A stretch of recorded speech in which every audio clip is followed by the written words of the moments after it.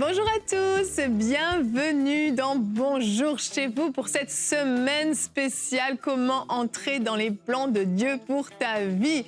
On construit petit à petit pour vous donner des clés essentielles et aujourd'hui, forcément, on est obligé de passer par cette étape. Comment discerner la volonté de Dieu? Je pense que on se pose tous cette question et on aimerait tous que ce soit parfois un peu plus facile. Eh bien, on va échanger sur tout ça avec Aurélie et Omer qui fait son grand retour. Ça fait longtemps. Salut Omer. Bonjour, bonjour Lynn, bonjour Aurélie. Tu vas bien? Yes. En forme? En forme, et ça me fait plaisir d'être là. Oh, on est content de t'avoir. Nos chers amis. Tu es sincère? Bah oui, bien sûr. Mais bien sûr, Omer. Et la preuve... question. Manifester un peu de faim comme moi. Quand des gens au dépourvu. Hier, il t'a fait un signe spécial de fraternité. On est ensemble, bro. Bref, déclaration d'amour et tout. Faut que tu ailles voir ça quand même. Hein. Et aujourd'hui, Omer, et d'ailleurs toute la semaine, tu vas être notre coach certifié. Oui. Bah, comme tu viens pas souvent, moi je te rentabilise à fond quand tu viens. Donc là, tu vas faire toutes les rubriques cette semaine, tu vas travailler fort. Oui. Et aujourd'hui, tu nous diras comment reconnaître la voix de Dieu spécifiquement dans nos pensées. Il y a un tel brouhaha dans nos têtes. Oui. On a besoin de ton aide, coach Omer. On fera de notre mieux et puis on va essayer de partager les expériences aussi personnelles. Cool. Et prions que chacun d'entre nous sache écouter la voix de Dieu. Amen, amen. Car amen. Dieu parle. Eh oui, mais encore faut-il l'entendre. Tantôt d'une manière, tantôt d'une autre. Oh, t'es spirituel aujourd'hui. Allez, c'est parti, on commence cette émission avec la pensée du jour.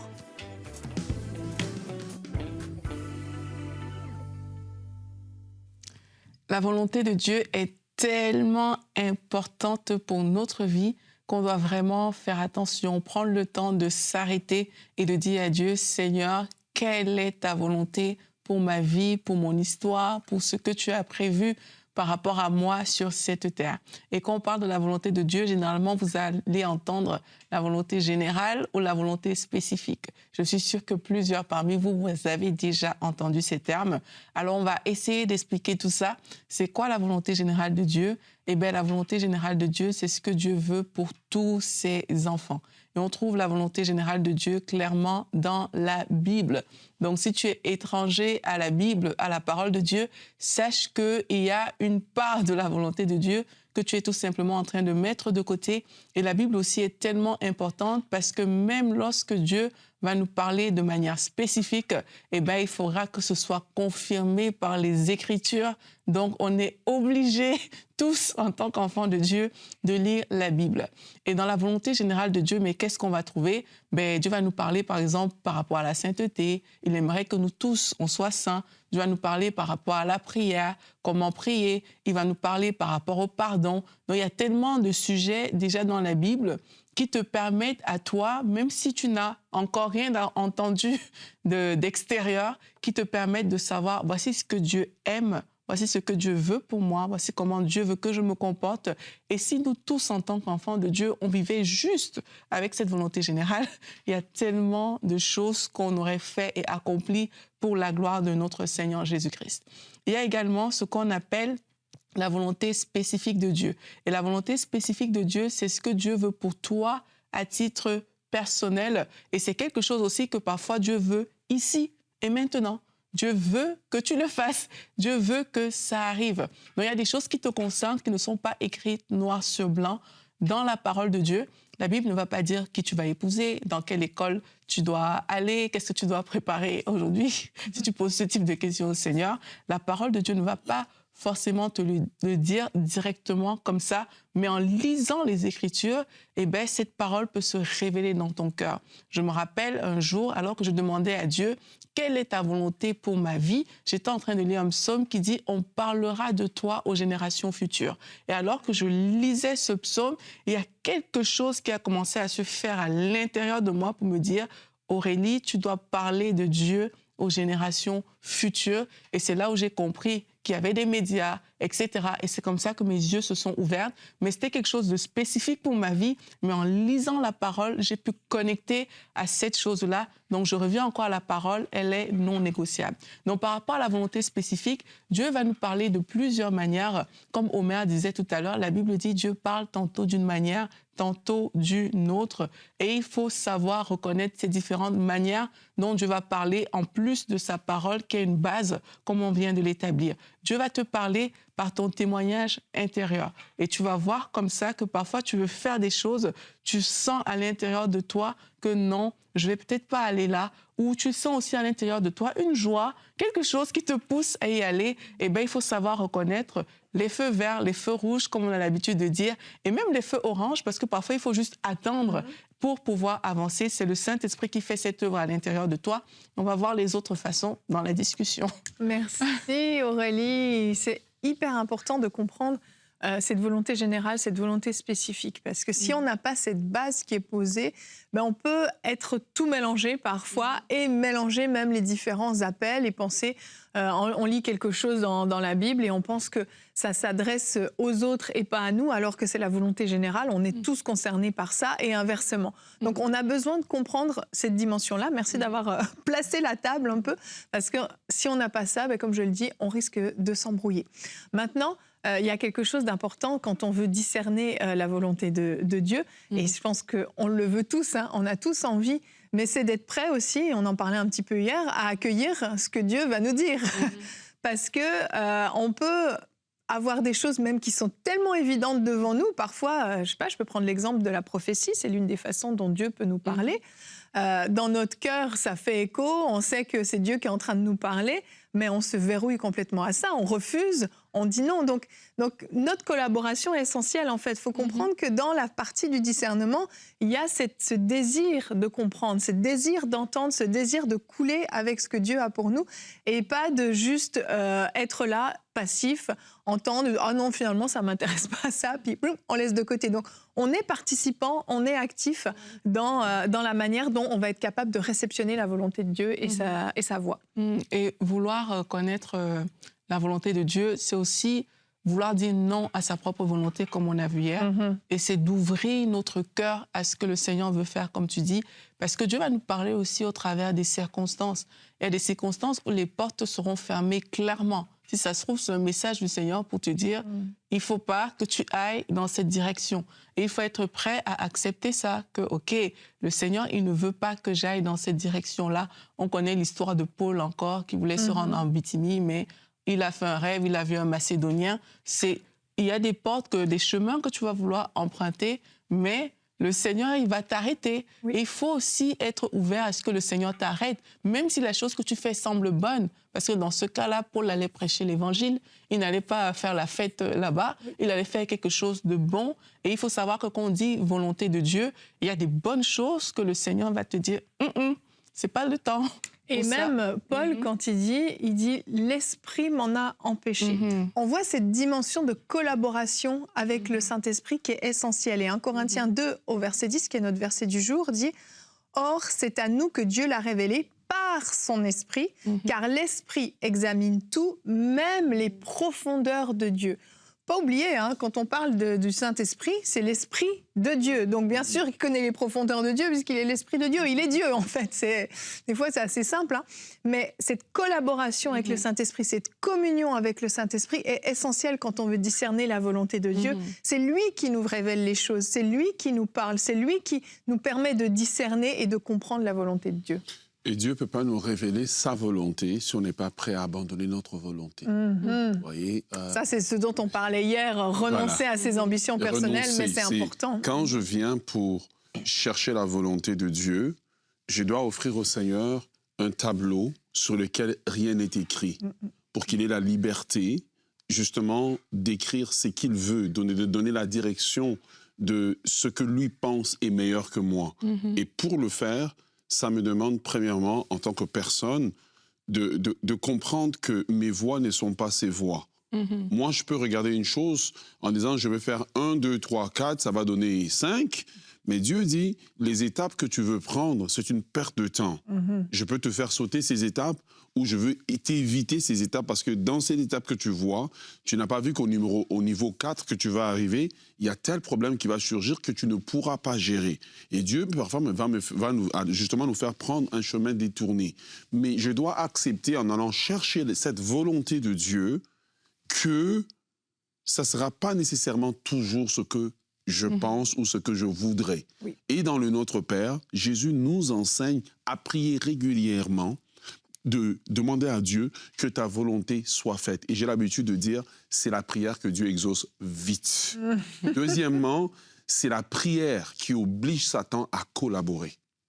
Parce que Développe. quand nous prions que la volonté de Dieu soit faite, tout l'univers doit collaborer à ce que cette volonté soit faite. Donc, même Satan, même si à ce moment-là, il t'attaque, il va collaborer à ce que la volonté de Dieu soit faite. Jésus est dans le jardin de Gethsémani, il est en train de prier. À partir du moment où il dit que la volonté de Dieu, il dit, Seigneur, je me soumets, que ta volonté soit faite, non pas ma volonté.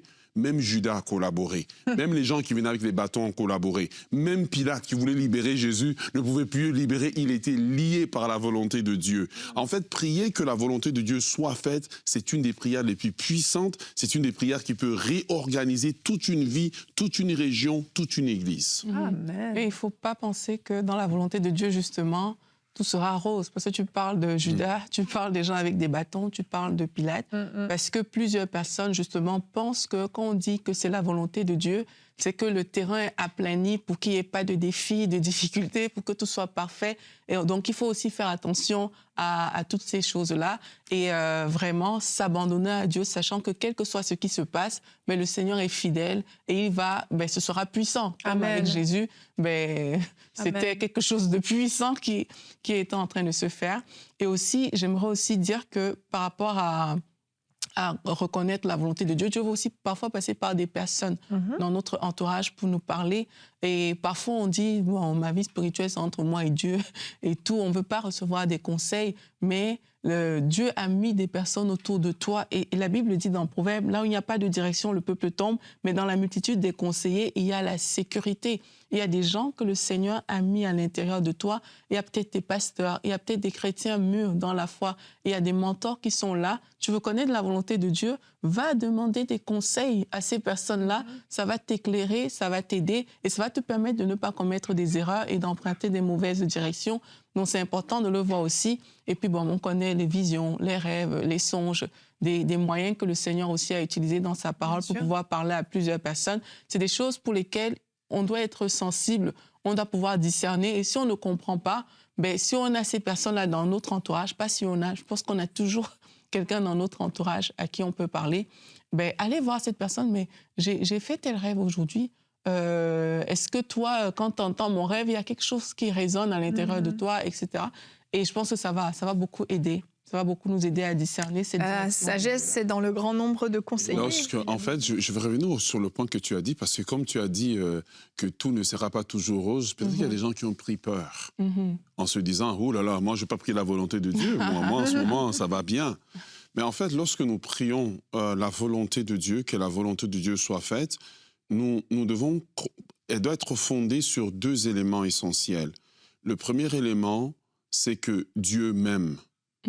C'est fondé sur que Dieu m'aime. Deuxième élément sur lequel cette prière se fonde, c'est Dieu ne me veut pas du mal.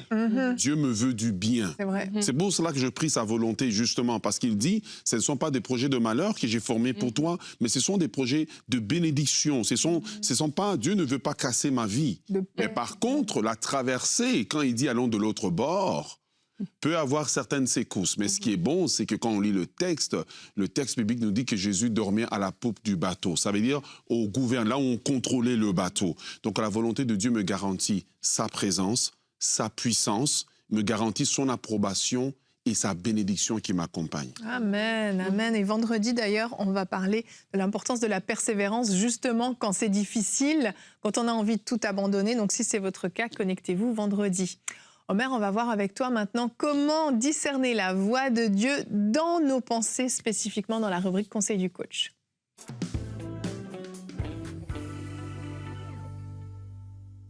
Donc, alors, on va commencer par un texte de la parole de Dieu. pour savoir comment connaître la voix de Dieu, comment discerner la voix de Dieu au niveau de nos pensées.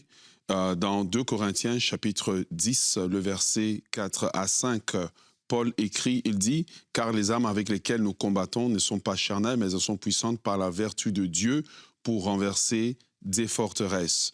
Nous renversons les raisonnements et toute hauteur qui s'élève contre la connaissance de Dieu et nous amenons toute pensée captive à l'obéissance de Christ. » La première des choses qu'on doit comprendre, c'est que nos pensées sont un champ de bataille, sont le champ de bataille dans lequel 3 entités, si je peux le dire ainsi, essaient d'avoir le contrôle. Il y a les pensées, il y a le contrôle que le Saint-Esprit veut avoir, le contrôle que le diable veut avoir et que le contrôle que ma chair, évidemment, veut avoir. Ce qui me donne, évidemment, les 3 sources des pensées. Dieu, le diable et ma chair. Quand la source des pensées, c'est Dieu, Jésus dit avec raison, et on reviendra sur ce texte plus tard, que mes brebis entendent ma voix. J'aime bien l'identification qu'il fait. Il n'a pas dit les brebis, mais il dit mes brebis. Ces brebis entendent sa voix. Et une des caractéristiques d'un chrétien qui est en train de grandir et d'aller vers la maturité, c'est l'habileté d'apprendre à reconnaître en fait la voix de Dieu, même dans le bruit, dans la multitude des choses. Et j'aime bien, il y a ce texte dans le livre de Job qui dit « L'Éternel parla à Job dans la tempête ». L'Éternel a parlé aussi à Élie par un doux murmure comme ça après une tempête, mais Élie a reconnu que ça, c'est la voix de Dieu. Et je prie vraiment que cela soit votre expérience à partir de maintenant. Lorsque les pensées viennent du diable, le diable, c'est le père du mensonge. Et j'aime bien une phrase que le pasteur, l'apôtre Mohamed Sanogo avait dit. Il dit, même quand le diable dit la vérité, il ment pareil, parce que son fond, c'est le mensonge. Voilà. Et la voix de la chair, c'est toujours la voix de nos désirs. Alors, avant que je ne puisse aller plus loin, je veux établir quelques éléments qui sont nécessaires. Première des choses, revenir à ce qu'Aurélie a dit, il y a 5 caractéristiques de la voix de Dieu. Première caractéristique, c'est ce qu'Aurélie disait tout à l'heure, que la voix de Dieu est toujours conforme à sa parole, parce que Dieu et sa parole sont un. Donc la voix de Dieu est conforme à sa parole, elle ne contredit pas sa parole, elle va toujours en direction de sa parole, elle confirme sa parole. C'est comme ça que j'ai cette certitude-là.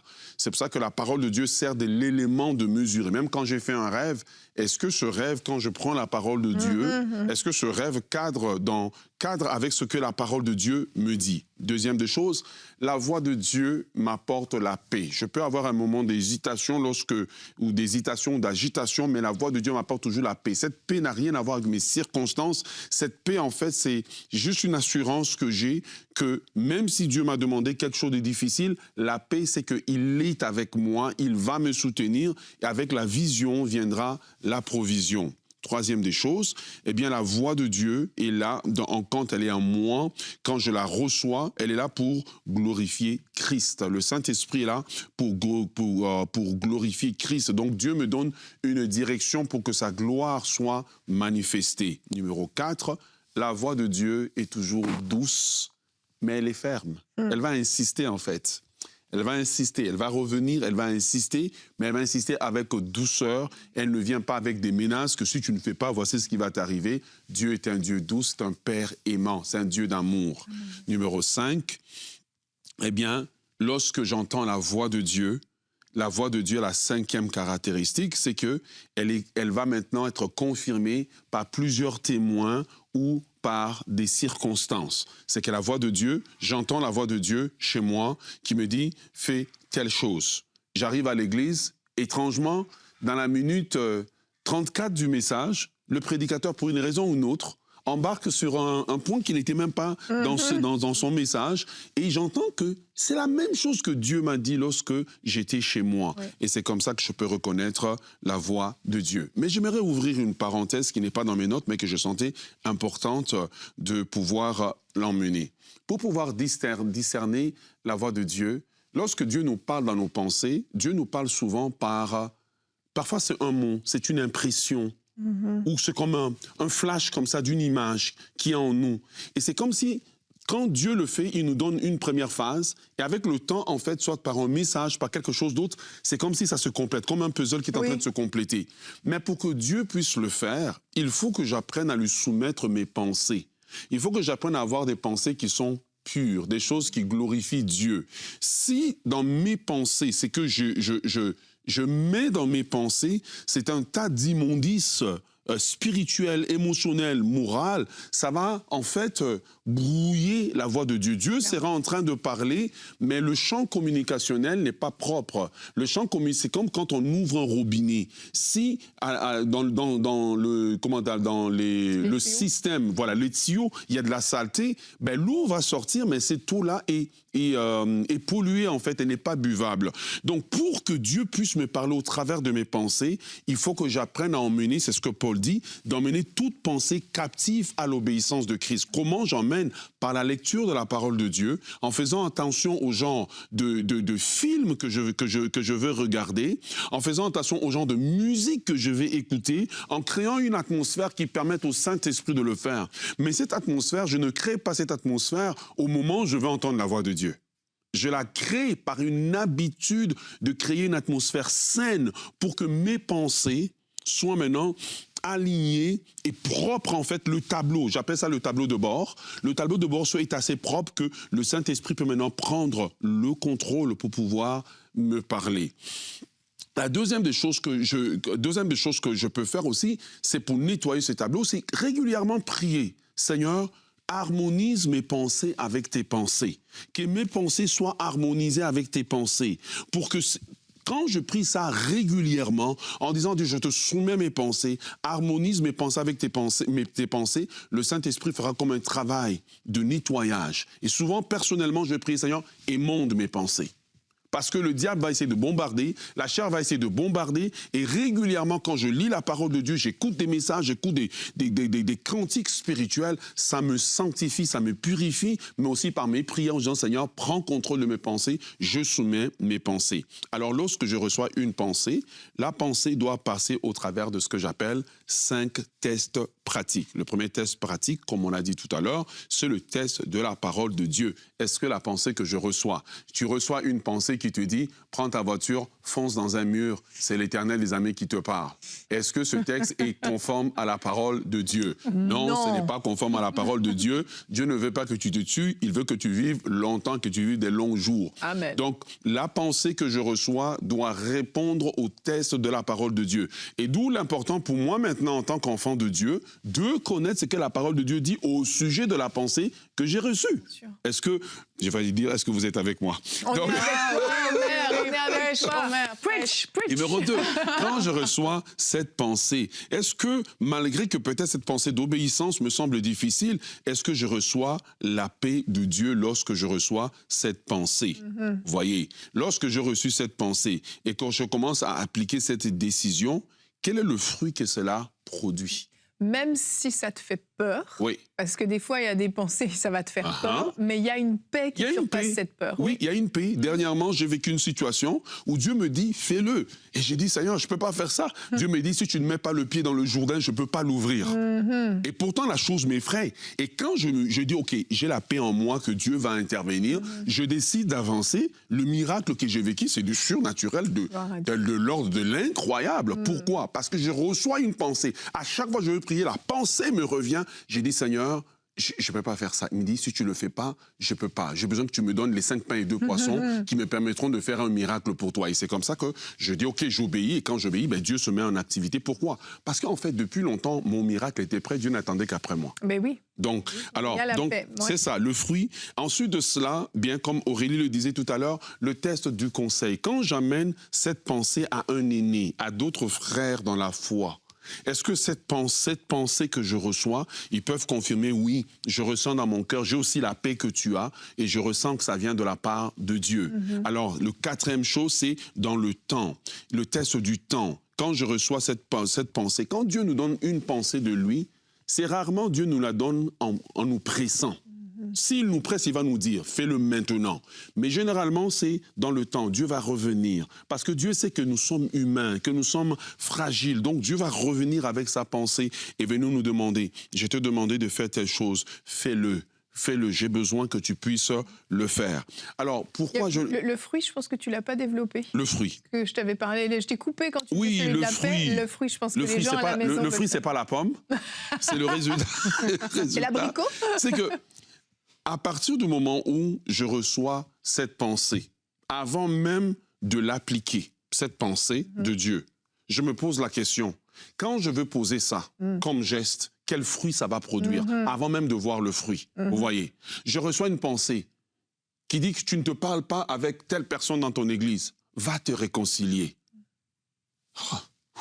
Alors je me pose la question, mes émotions me disent non, mais la parole de Dieu me dit que nous avons reçu le ministère de la réconciliation. En me réconciliant, je sais automatiquement, le fruit, c'est le diable qui perd la bataille. C'est le diable qui n'est plus vainqueur. En me réconciliant, ma réconciliation avec cette personne-là devient un témoignage pour les autres, que nous pouvons avoir des différends, mais les différends ne sont pas un motif de séparation, parce que nous sommes frères et sœurs dans le Seigneur. Donc, même en ayant la pensée, en la recevant, je peux voir en exécutant cette chose, quel sera le fruit que cela va produire. Si ce fruit est conforme à la parole de Dieu, alors je sais automatiquement que cette pensée vient de la part de Dieu. Et c'est pour cela qu'avant même d'aller l'exécuter, je peux aller voir le conseil des frères et sœurs. Je reçois telle chose de la part de Dieu. C'est pour cela que Dieu ne veut pas que nous puissions, quand nous recevons quelque chose, toujours vivre en autarcie, coincé quelque part. J'ai reçu de la part de Dieu que je commence un ministère demain, mais tu es un nouveau converti. Dieu te le dit aujourd'hui, mais est-ce qu'il a dit maintenant? Peut-être que ce que Dieu te dit, je t'appelle à ça, mais tu dois passer par un temps de préparation. Génial, merci Omer. Alors j'espère que vous avez pris des notes parce que c'est des pépites que tu as données, des clés vraiment très très pratiques que, en fait, vous risquez pas de vous tromper avec ça. Il y a un filtre, en fait, tu as placé un filtre qui permet de filtrer nos pensées à l'intérieur et ce qui reste, on saura que c'est de Dieu si on utilise ce filtre. Donc j'espère que vous avez pris des notes. Sinon, vous le savez, nos émissions sont toujours disponibles en replay. Si vous nous suivez à la télé, vous pouvez toujours vous connecter sur YouTube, sur la chaîne EMCI TV et vous pouvez aller non seulement vous abonner, on vous recommande de vous abonner, mais en plus, vous pouvez aller revoir nos émissions, mettre pause, prendre des notes. Il y a des conseils du coach comme ça et tout ce qu'on va partager cette semaine, c'est du lourd et peut-être que vous n'êtes pas tout à fait là dans cette saison-là, mais quand vous allez être dans cette saison, vous reviendrez à vos notes. Alors, équipez-vous d'un cahier, d'un crayon, prenez des notes sur votre téléphone, peu importe, mais c'est important parce que sinon vous allez oublier. On le sait, on ne retient pas tout. Mais merci Omer, c'était vraiment très très bon. J'ai été vraiment vraiment édifiée et je pense qu'on a tous à développer cette sensibilité, cette capacité à discerner la voix de Dieu dans nos pensées. Il y a tellement de brouhaha, il y a tellement de pensées qui viennent et qui repartent. Ah oui, et quand je t'écoutais, j'ai pensé à quelque chose. Je le partage rapidement par rapport au fait de Bonjour chez vous, quand Dieu m'avait parlé. Tu sais, tu parles et c'est doux mais c'est ferme. Ça m'a fait penser tout un été où le Seigneur me parlait de venir, d'accepter, d'animer Bonjour chez vous.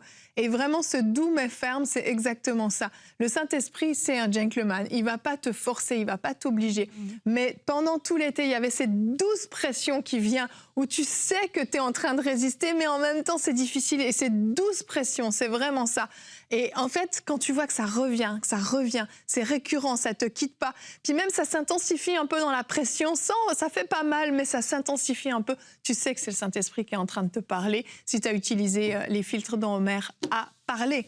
Allez, on continue cette belle semaine pour rentrer dans les plans de Dieu pour notre vie. Demain, on va parler des connexions. Connecte-toi aux bonnes personnes. Vous savez, il y a des connexions de destinée qui changent ta vie. Tu te connectes à ces personnes.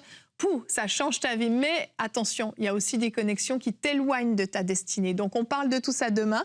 Omer, tu continues avec notre coach. Tu nous diras comment bien choisir ces associations. C'est essentiel. Ça peut tellement avoir un impact dans notre vie. Alors, merci à tous et bonjour chez vous.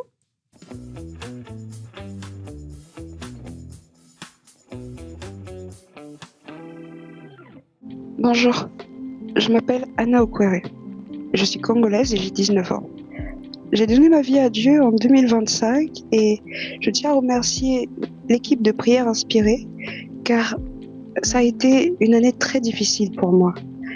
J'ai d'abord réalisé que Satan pouvait manipuler les pensées vraiment. Et par la grâce de Dieu, j'ai reçu ma délivrance, mais plus je vivais par l'esprit et non selon la chair et plus Plus ma mère et ma sœur commençaient à me persécuter par des mots, par des phrases. J'étais en pleine dépression. Je me suis rendu compte que pendant 19 ans de ma vie, j'avais été manipulée tout au long. J'avais été possédée. J'étais dans une dépression, une tristesse totale. J'étais soumise, totalement dominée par ma famille, surtout par ma mère et par ma sœur qui pouvaient me dire des choses blessantes et moi. Tellement je pensais que c'était normal. Je ne disais rien et je me contentais d'acquiescer. Parfois je répondais, mais ce n'était pas moi cette colère. Alors, quand j'ai commencé à prier ici, chez mon oncle, parce que le Seigneur m'a sauvée en m'amenant ici, quand j'ai commencé à regarder Prière Inspirée, j'ai senti un grand changement en moi. Vous m'avez redonné cette envie de prier.